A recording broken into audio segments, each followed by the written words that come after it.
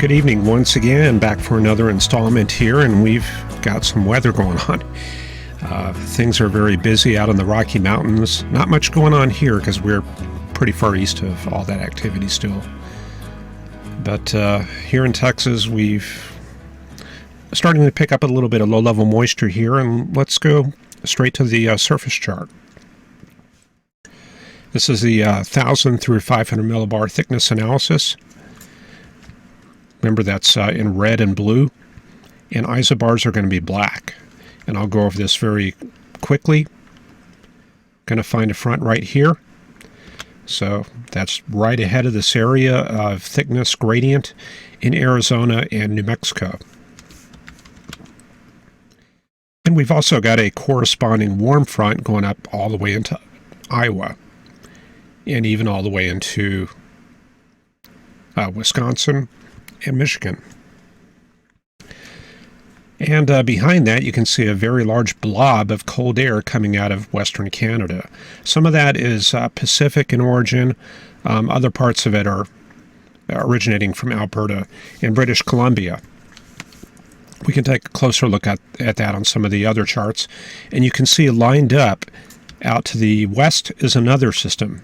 And we can throw the fronts on very quickly with that. Probably looking at something like that.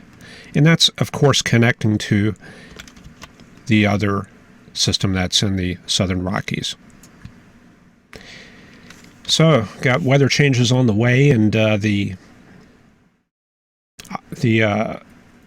polar orbiter satellite imagery from about 1 o'clock this afternoon looked like this. So what are we looking at here?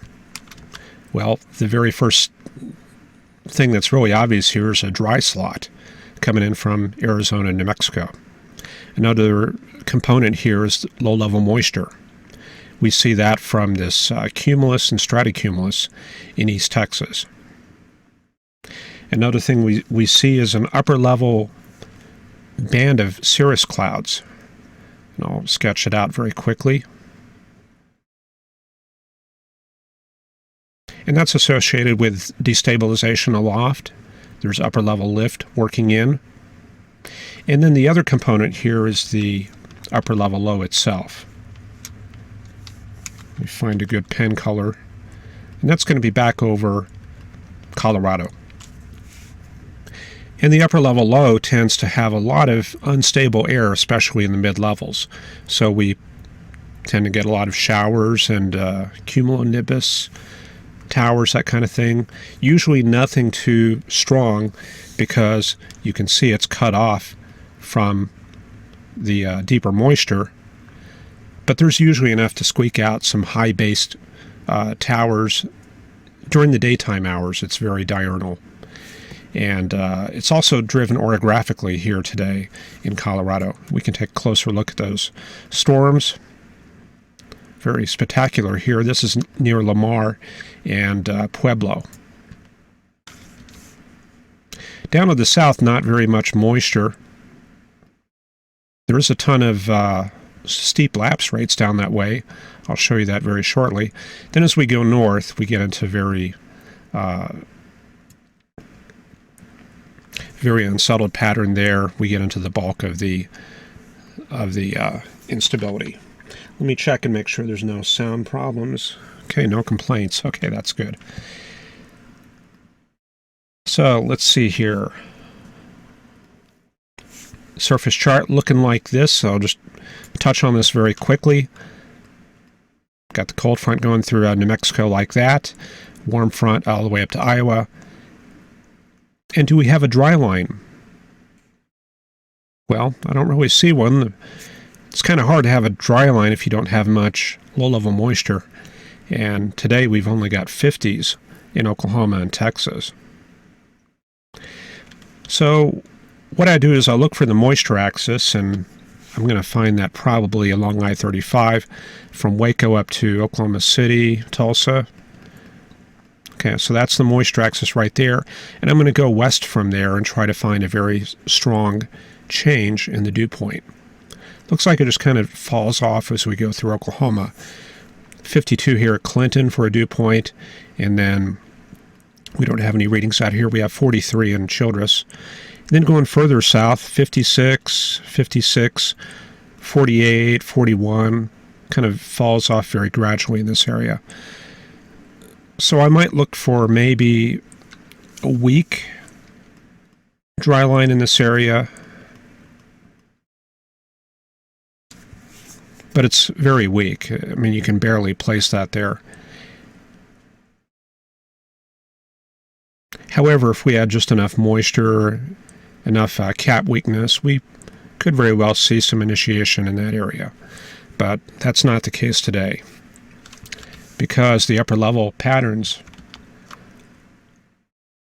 let me show that to you. This is the University of Wyoming sounding page, and I'm going to pull up the Fort Worth sounding for this morning, and that'll come up here.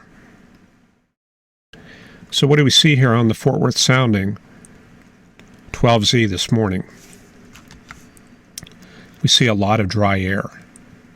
The moisture line is way over here. The temperature line is way over to the right. So, yeah, lots of unstable air, or lots of dry air, and not much moisture. If we want very strong moisture at Fort Worth, we want that moisture line to be way over here. And then it can trail on off to the left if it wants to. The important thing is in the low levels, we need to have some moisture. And we don't have that this morning. What about further south? I can pull up Del Rio. That's in southwest Texas. And yeah, Del Rio, I'm showing a little bit of moisture here, but it's very shallow. The base of it is about right here. The top of it is about right there. That's not very much depth at all. Now Corpus Christi, a little bit closer to the Gulf. Looks like this. Okay, here we've got a little bit of moisture through a depth of about that much. That's getting into the range to be able to support showers, but only at Corpus Christi there. We would have to actually advect that moisture northward. Now, the other problem we have here is very strong capping. See this temperature line? It's way over to the right. Way over to the right. Normally on a severe weather day, we'll see it maybe like this. In this case, it's very far to the right. What this means is if we do our usual parcel lifts when we try to build a severe thunderstorm, I'm not going to go through all the steps here, but we're going to come up with something like that for a parcel lift. In other words, we're going to lift from the high temperature during the afternoon and then lift it like that. And we're going to find all this capping right here.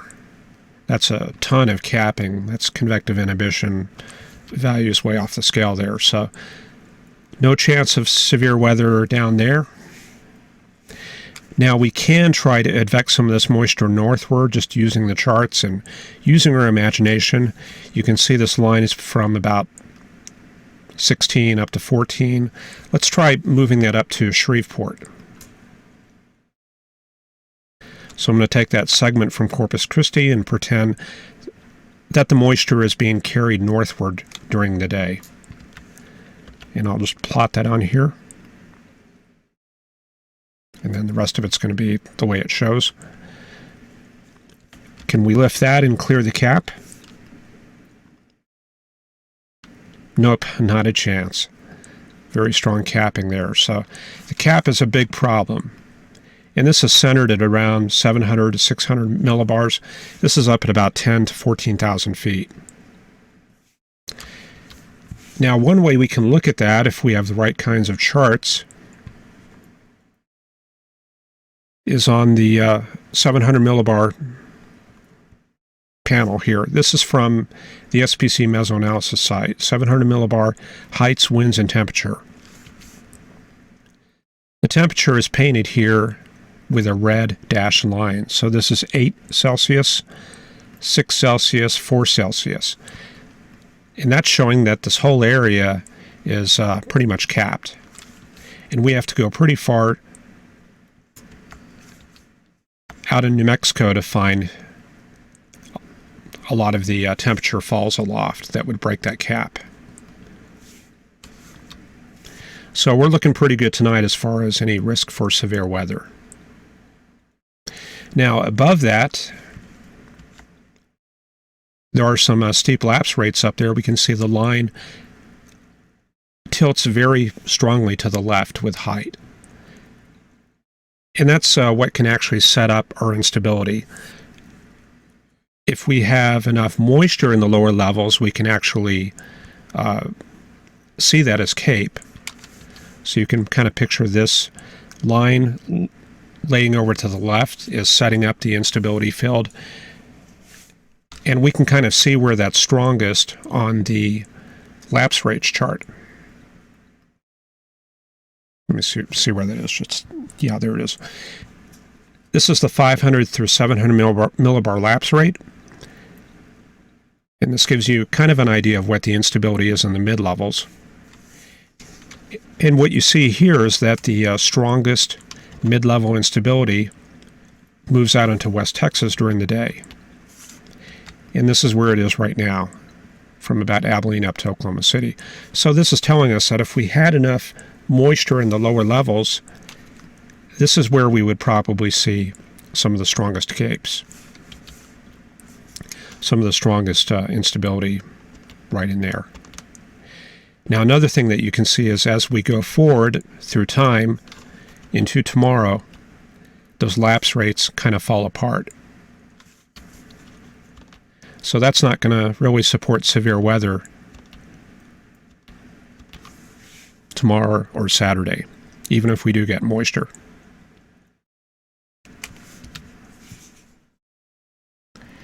Okay, let's see, what else was I going to talk about?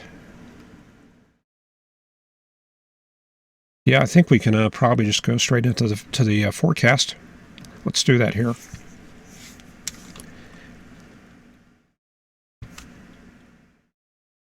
Oh yeah, I was going to show you the radar very quickly. I knew I was missing something here. This is the College DuPage radar site. You can see a distinct lack of any thunderstorms. If we had more moisture and less capping, we might see a little bit of a line of showers around this area where we were showing that steep lapse rate, but we don't exactly have that. Amarillo radar is looking like this, just showing a little bit of maybe wind turbines being reflected back to the radar. Now that's not to say radar isn't useless. We can use that to try to find the frontal boundaries. Sometimes those will show up on the base reflectivity. Yeah, there's one right there. So you would add this to your surface chart. You would look at this and say, yeah, there's some sort of boundary between Lubbock and Amarillo right there. So you just add that to your frontal analysis. And you can probably trace that back to another neighboring radar site and see if you can find any patterns there. Nothing at Holloman, and El Paso's looking pretty clear too. Let me look at Frederick real quick. Yeah, nothing there. Okay, just one little boundary there on the Lubbock radar. So, as we go into the thickness chart, this is for 0Z. Remember that boundary we looked at on the radar right there? That's probably it right there. So we just add that into our initial analysis right there. Possible very, very weak dry line right there. And then moving forward into tomorrow. Low pulls up into Kansas, and we start seeing the cold front moving into North Texas here. This is going to be 6Z. Actually, this is midnight here. Tomorrow morning looking like this. Looks like the GFS is breaking out a little bit of showery activity right in this area, so maybe we've got a little bit of upper level lift starting to catch up with the front here. And then let's see, by 21Z, this is tomorrow night. Front is going to be running basically from Chicago through Memphis down to Houston. And by that time, I don't know, we may get a little bit of forced lift along this front. So maybe a few showers there, but probably not much in the way of severe weather. And then let's see here for Saturday, for your Saturday afternoon, here comes that cold punch into the Appalachians. Front is, wow, I'm way off the side of the chart. Okay, try this again. There's the front right there, Saturday afternoon, coming clean through the eastern U.S. Very blustery conditions there, especially in the Great Lakes region. High pressure over Oklahoma, and things should be pretty nice in the central U.S. there. And for Sunday, it looks like it's still pretty blustery there in upstate New York and New England. Things recovering here in Texas. We kick out that cool air mass and start warming back up. Looks like another system here on the way. Remember, we saw that on that other chart that we initially started with. It was off the California coast. Here that comes, developing in Colorado and Kansas, very similar to what we had tonight.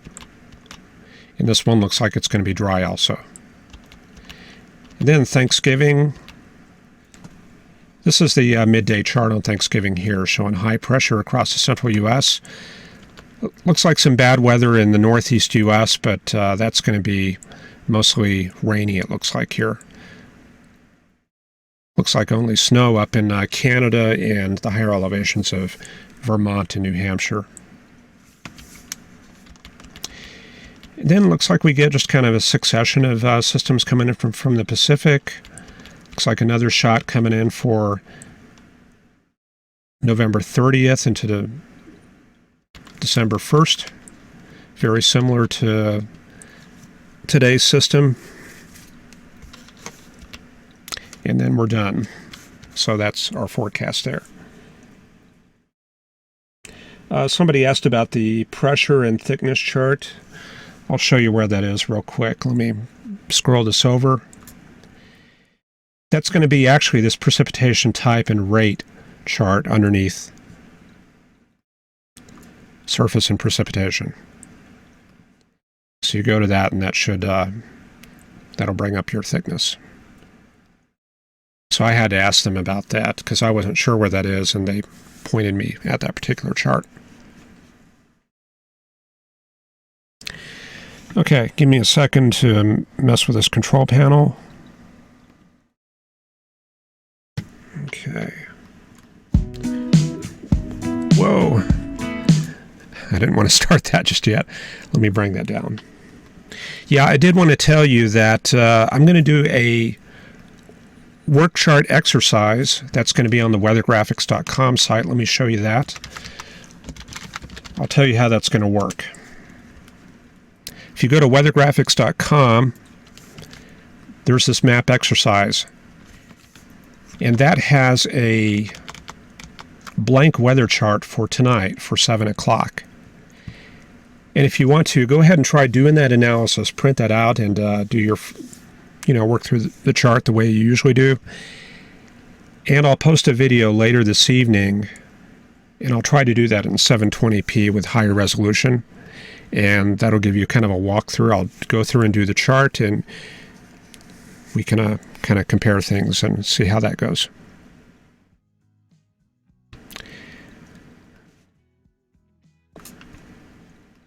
Okay. So I think we are pretty much done here. I appreciate you watching, and I hope you'll join us again tomorrow at 8 o'clock, and we'll see you then.